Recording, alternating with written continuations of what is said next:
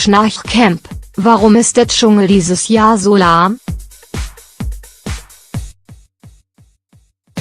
Schnarch. Da muss man ja glatt aufpassen, dass einem vor dem TV nicht plötzlich die Äuglein zufallen. Langweiliger ist gefühlt noch keine Staffel von Ich bin ein Star holt mich hier raus gestartet. 12 brandneue und ahnungslose C-bis-Z-Promis hausen seit Freitag im gefürchtetsten Busch der Welt.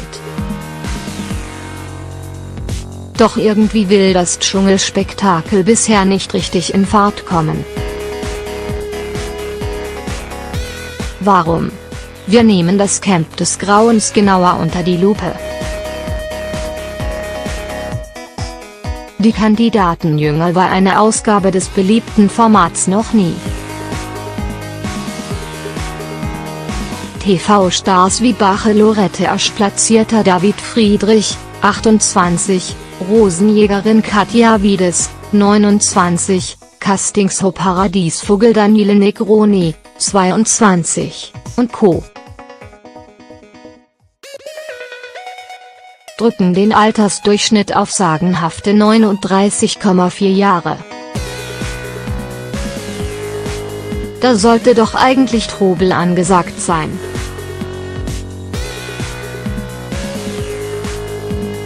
Schließlich müssen die selbsternannten Influencer im Urwald ohne Instagram und Co. auskommen.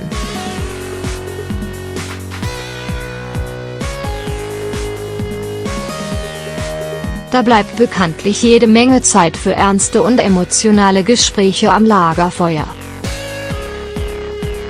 Aber mal ehrlich, sowohl das Beziehungsdrama um Bachelorette Jessica Paszka, 27, als auch Juliana Farfall-Lars, 21, Geschlechtsumwandlung wurden in den letzten Monaten zuhauf in den Medien durchgekaut. Und auch Sydney Don't Worry About Artin Youngblood, 57, das menschgewordene Maßub aus Klassikern des vergangenen Jahrtausends, sorgt mit seinen plötzlichen Musikeinlagen und Gefühlsschwankungen eher für skeptische als ergriffene Blicke bei den Zuschauern. Dann wäre da noch Zicke, die in der letztjährigen Bachelor-Staffel mit allen Mitteln und viel Temperament um das Herz von Kavalier Sebastian Panik, 31, gekämpft hat.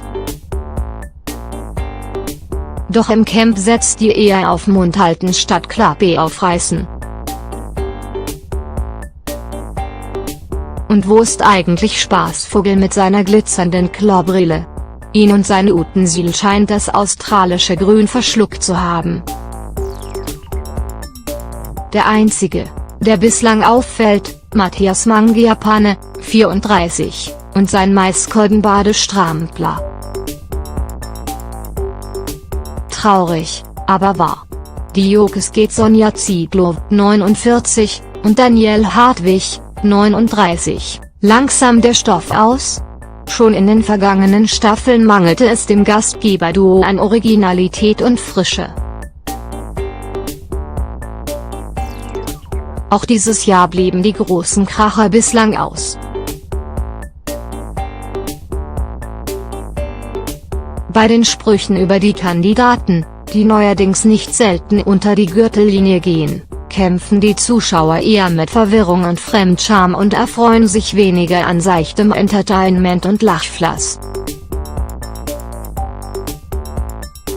Da muss man schon mal zu härteren Mitteln greifen und mit einer Arschbombe in den ekelhaften Prüfungspoll für Aufmerksamkeit sorgen.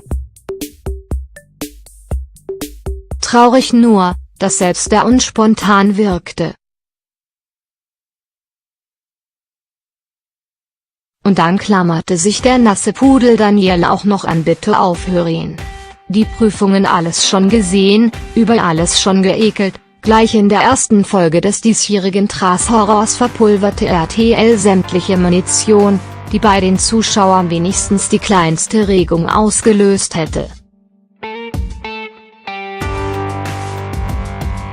Alle Kandidaten mussten zur Ekelprüfung.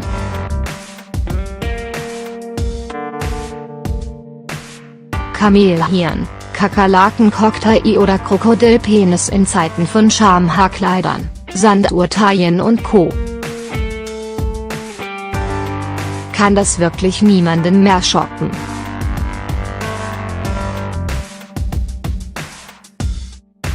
Und da wahrscheinlich zum Prüfungsdauergesicht wird, weiß man schon jetzt, was einen die nächsten Tage erwartet: eine völlige Maiskolbenüberdosis, ein vorhersehbarer und viel zu vorsichtiger Sternepoker und ein mitleidiges „Ich kann das nicht.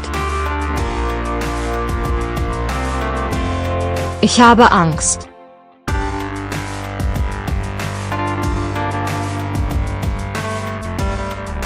Arschbacken zusammenkneifen, der Dschungel ist doch nicht die Wohlfahrt. Wenn selbst die Moderatoren für Zusatzaufmerksamkeit sorgen müssen, wird klar, da ist Hopfen und Mais, Malz verloren. Na dann, Vorsicht vor plötzlich auftretender Müdigkeit. Ist der Dschungel dieses Jahr wirklich so langweilig? Ja voll, Schnarch. Nie, ist doch ganz lustig.